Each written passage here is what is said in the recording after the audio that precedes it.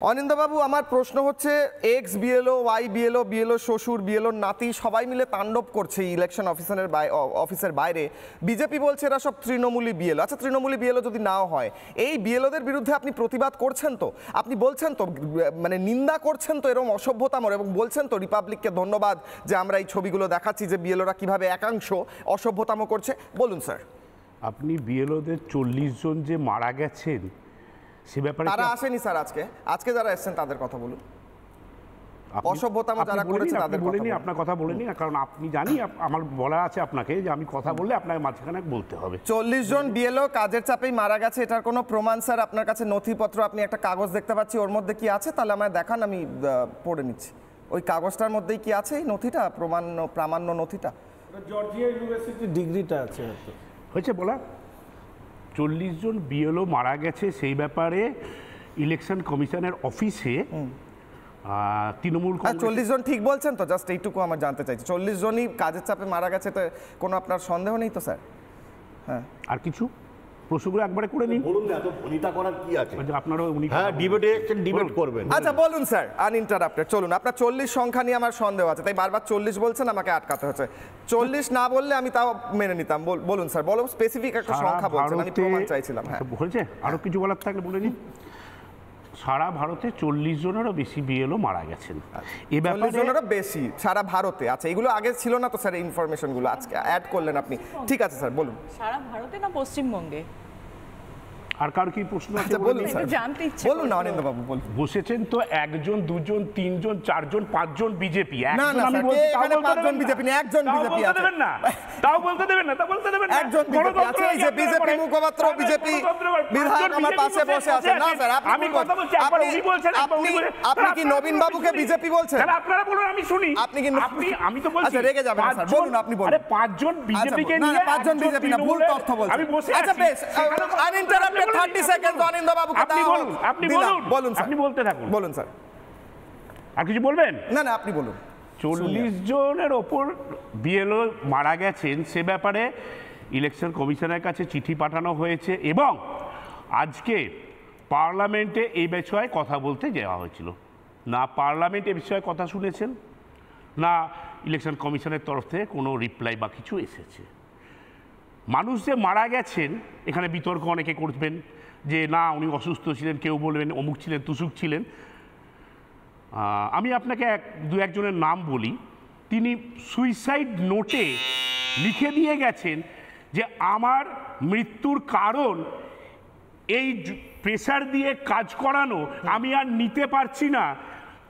সেই ভদ্রমহিলা মিসেস তরফদার, উনি লিখে গেছেন মৃত্যুর আগে সুইসাইড নোটে। অনিন্দবাবু, আমি অ্যাড করতেই হচ্ছে, এই তালিকার মধ্যে এমনও একজন ব্যক্তি আছেন যার আঙুল নেই, কিন্তু তাও তিনি লিখে গেছেন দুঃখের সঙ্গে। আমি অ্যাড করতে হলো। বলুন স্যার, কন্টিনিউ। হ্যাঁ, তার মানে এই নয় যে তার মৃত্যুটাকে আমরা অস্বীকার করতে পারি। এবং আমাদের যে দাবি ছিল যে যতটা কম সময় আপনারা এসআইআর করছেন, এত কম সময় করা যাবেন না।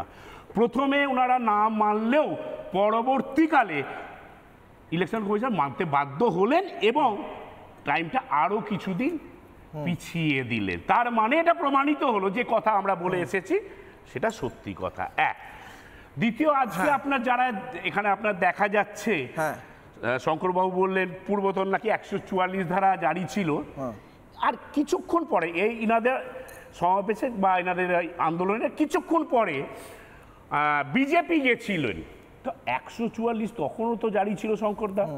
তাহলে আপনারা ওনাদের ক্ষেত্রে শঙ্করবাবু উত্তর দিচ্ছেন, তারপর আমি আসবো আবার। শঙ্করবাবু, আপনারাও গিয়েছেন, কিন্তু আপনারা বিএলওরা বাদরামি করলে বলছেন কেন করছে, আপনারা কেন গিয়েছেন তাহলে বলুন স্যার, দ্রুত উত্তর। বাবুর এটা তো বোঝা উচিত যে বিরোধী দলনেতা ওনাদের দলের মতন যেখানে সেখানে অনুমতি ছাড়া ঢোকেন না। ইতিমধ্যে 98 বার হাইকোর্টে গিয়েছেন শুধুমাত্র র্যালি করার জন্য। আগামীকাল একটি গাজলের প্রোগ্রামে যাচ্ছে, হনুমান মূর্তির তার উদ্বোধন করতে, তার জন্য আদালতে যেতে হয়েছে।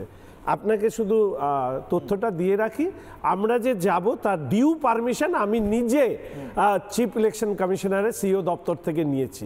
ফলে যেখানে অনুমতি থাকে সেখানে এই প্রশ্ন ওঠে না তখনই প্রশ্ন ওঠে যে রাজভবনের সামনে অভিষেক বাবুকে স্টেজ সাজিয়ে দিয়ে সেখানে যখন অবস্থান করতে দেওয়া হয় 144 ধারা জারি থাকা সত্ত্বেও অনুমতি ছাড়া, কিংবা নির্বাচন কমিশনের দপ্তরের সামনে 144 ধারা জারি থাকা সত্ত্বেও স্টেজ মাইক লাগিয়ে এই যে চিৎকার চেঁচামেচি করতে দেওয়া হয়, এর থেকেই প্রমাণিত হয় যে সরকার পোষিত এই গুন্ডা বাহিনী তারা এসআইআরকে বন্ধ করবার জন্য যেন তেন প্রকারে নির্বাচন কমিশনের উপরে চাপ সৃষ্টি করতে চেয়েছেন। বেশ, অনিন্দ্যবাবু আমি অ্যাড করে রাখি, আপনি মৃত্যুর কথা বলছিলেন, বিএলওদের চাপের কথা বলছিলেন।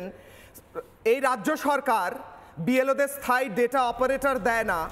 এ রাজ্য সরকার বিএলওদের বেসিক যেটা তাদের রেমিউনারেশন সেটা সঠিক সময় দেয় না, এবং এই রাজ্য সরকারের প্রধান বারংবার প্ররোচনা দেয়, বলেন মুখে এমন ভাষা এমন কথা যে কথা শুনে মনে হয় যে তিনি কোথাও যেন বিএলওদের বা তাদের আত্মীয়দের প্ররোচনা দিয়ে বলছেন যে আপনারা এত চাপ কেন নিচ্ছেন, বেশি চাপ দেওয়া হচ্ছে আপনাদের ওপর, চাপ দেখুন চাপ দেওয়া হচ্ছে, কিন্তু তিনি নিজেই ডেটা অপারেটর দেন না। সেই ক্ষেত্রে বিএলওরা চাপের মুখে পড়েন। ঠিক বলেছেন স্যার। বেশ, আমি বেশ একটা সেন্টেন্স। এই বিএলওদের মধ্যে অনেকেই আছেন যারা শিক্ষক। মনে আছে নিশ্চিতভাবে আপনাদের যে এই শিক্ষকদের উদ্দেশ্য করে রাজ্যের মাননীয় মুখ্যমন্ত্রী একসময় বলেছিলেন যে ডিএর জন্য বেশি ঘেউ ঘেউ করবেন না। এই যে কুকুর হিসাবে শিক্ষকদেরকে একদিন যিনি চিহ্নিত করেছিলেন, আমি মনে করি আজকে বিএলওদেরও উচিত যেখানে রাজনৈতিক চাপ আসবে সেই রাজনৈতিক চাপকে উপেক্ষা করে মানুষের স্বার্থে, পশ্চিমবঙ্গের স্বার্থে এই এসআইআরকে সঠিক স্বচ্ছভাবে করবার জন্য যা যা প্রয়োজনীয় পদক্ষেপ নেওয়া দরকার, যদি প্রয়োজনে সরকারি দল তারা রাজনৈতিকভাবে চাপ সৃষ্টি করে তাহলে সরাসরি ইলেকশন কমিশনের কাছে তাদের অভিযোগ নথিভুক্ত করানো দরকার। নানা ধরনের কন্টেন্ট দেখার জন্য লাইক করুন, শেয়ার করুন আমাদের ফেসবুক পেজ, সাবস্ক্রাইব করুন আমাদের ইউটিউব চ্যানেল। পাশাপাশি অন্যান্য ব্রেকিং নিউজের জন্য অবশ্যই চোখ রাখুন রিপাবলিক বাংলায়।